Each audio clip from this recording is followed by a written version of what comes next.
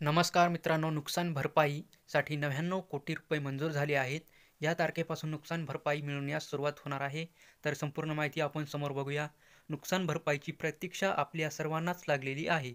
कारण की नोव्हेंबर महिन्यामध्ये जो काही पाऊस झालेला आहे, तो अवकाळी पाऊस आणि गारपिटी मिळेल पिकाच्या नुकसानीचे बरेच काही नुकसान झालेले आहे. जिल्ह्यामधील तब्बल 65,000 शेतकऱ्यांना ही मदत आता मिळणार आहे. तर शासनाने यासाठी 99,78,00,000 रुपयाची निधी मंजूर करण्यात आलेली आहे. या संदर्भातील सविस्तर बातमी आपण या व्हिडिओमध्ये बघणार आहोत. तर 2023मध्ये जे काही अवकाळी पावसामुळे शेतकऱ्याच्या नुकसान झालेल्या अशा शेतकऱ्यांना तब्बल 65,000 शेतकऱ्यांना 99,78,00,000 रुपयाचा निधी वितरित केला जाणार आहे. त्या काही दिवसातच हा शेतकऱ्याच्या खात्यावरती मिळणार आहे. तर मागील वर्षी पावसाने दांडी मारली, त्यामुळे खरीपाच अब्जावधी रुपयाचा नुकसान झालेला आहे. त्यामध्ये कुठल्याही प्रकारचे नुकसान भरपाई अद्यापही शेतकऱ्यांना मिळालेली नाही.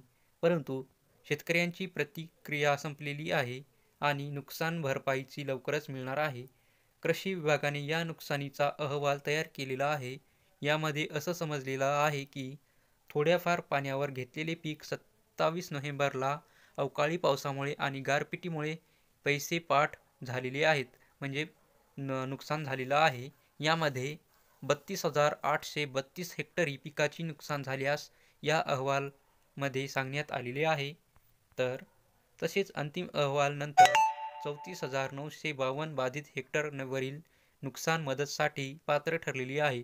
तर सुमारे 11,597 हेक्टर द्राक्षाची बाग कोट्यावधीचे नुकसान झालेले आहे.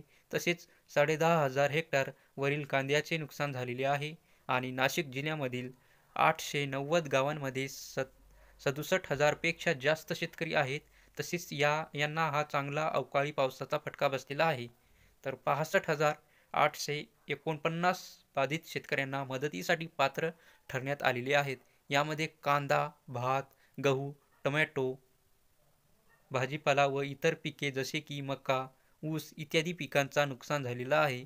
तसेच 34,000 हेक्टरवरील डाळिंब बागलाही फटका बसलेला आहे.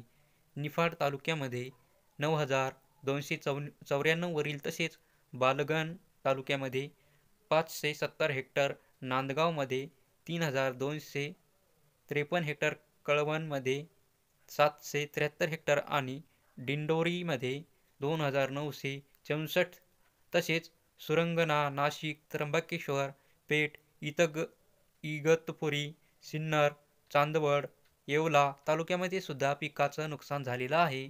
हा कृषी विभागात दिलेला अंतिम अहवालानुसार दिलेली माहिती आहे. तर कृषी विभागाला 144 कोटीची निधी मंजूर झालेली आहे.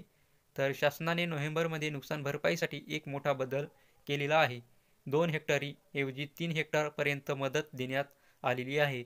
हा अहवाल अर्थात माहिती राज्य आपत्ती प्रतिसाद निधी म्हणून वितरित करण्यात होईल. जिल्हाधिकाऱ्यांनी लाभार्थ्याची माहिती ऑनलाईन पद्धतीने भरून निधी पाठवला आहे.